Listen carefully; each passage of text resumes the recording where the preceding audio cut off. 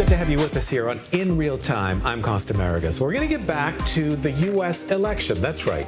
And our big Saskatchewan connection in Texas is former Roughrider All-Star. He has a Grey Cup ring from the 2007 win, and he's none other than Matt Dominguez joining us from his new home in Frisco, Texas. Hi, Matt.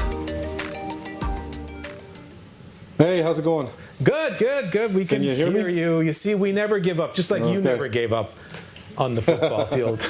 Awesome. So I want to get to your views of the U.S. election in Texas. What stands out from on the ground, you being in that Republican country there? Well, I mean, I guess that's the main thing. It is Republican country, such a large state that it's only the major centers where you're going to get the higher Democratic. Well, it's certainly, there's a lot of supporters for Donald Trump in your part of the world. What accounts for that, do you think?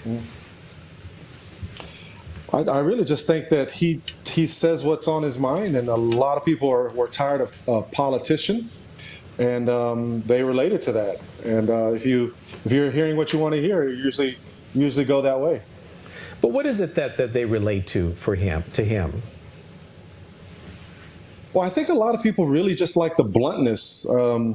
I've mentioned this before. I think in our society we're trying to get away from, highbrow terms, some civility. People just want to just go and just do. And if that's what you want, that's the guy for you. And how does that make you feel, being surrounded by a lot of those Trump supporters down there?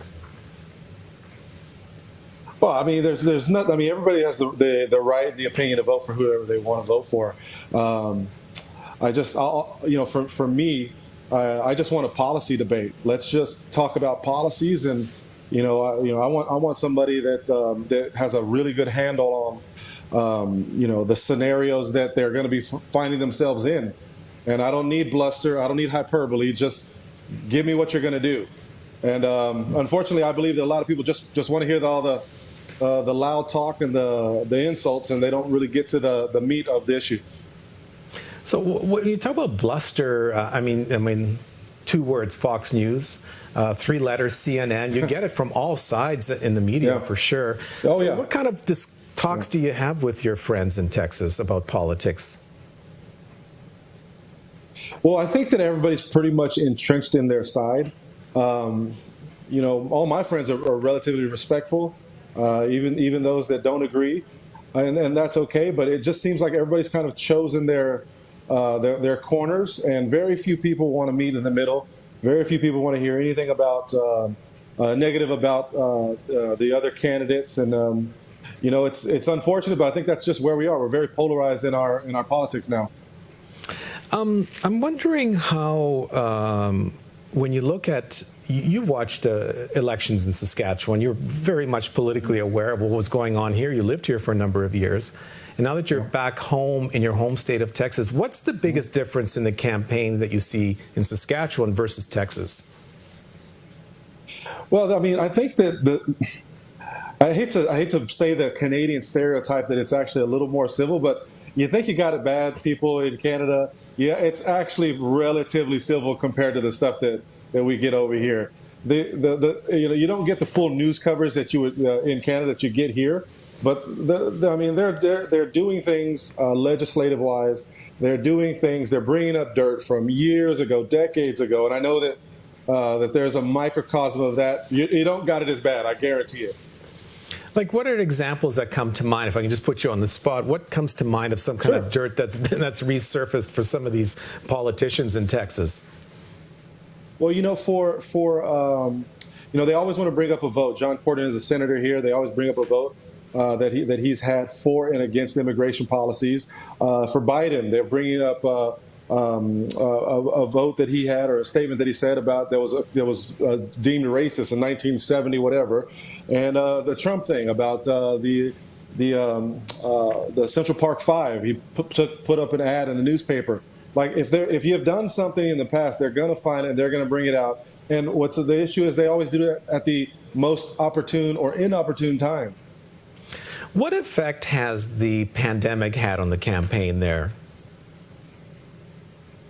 You know I was actually joking around with a friend of mine that we have a lot of high voter turnout because people don't want to stay at home. They're tired of staying at home. They need some place to go. It's something to do.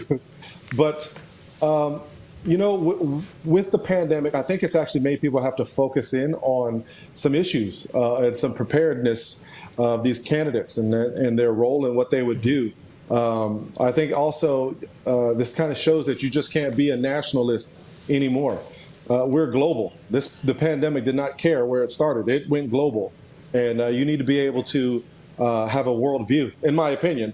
And we're just kind of we're showing these types of things are showing how interconnected we are. We need leaders that are also that way. What about mask use, Matt? The politics of mask use, it even surfaced in Saskatchewan where there were photos on social media of Scott Moe and Ryan Miley not wearing masks in certain situations in public. What's the deal with mask use in politics in Texas? Well, it's the exact same. There are those that are going to downplay the scenario, or they're going to do a false equivalency of if I can do this, then I should be able to do this. And there are those that are so for masks. They're on the other side of it. My personal opinion is I think that you need to wear a mask. If I played football for 20 years, I might know a little bit more about football than you. If someone that has been doing medical epidemiology, those type of things for several years, if they have an opinion, we might want to listen to that guy that has an opinion, who's probably a little more process than you are. Fortunately, people think that's infringing on their rights, and you know what? All I can deal with is me and mine, and my family. We wear a mask almost everywhere we go. Speaking of family, you made the decision after a number of years in Saskatchewan to move to Texas. I'd be remiss in not asking, because you have so many fans here. What was the reason for moving to Texas? Well, it's wasn't that large of a reason, big of a reason. There were some things for my kids some opportunities for my kids that we could really explore here in Texas, and so right around January we kind of solidified the reason and started making plans to move back. And so it was just for my kids. My job I can do anywhere. My wife's job she can do anywhere, and so for the kids for training and for them that they needed, and the best place for it was back here. Well, it's a hot place to be, and not just the weather, but politically as well. Matt, thank you so much for taking the time to talk with us. We really appreciate it.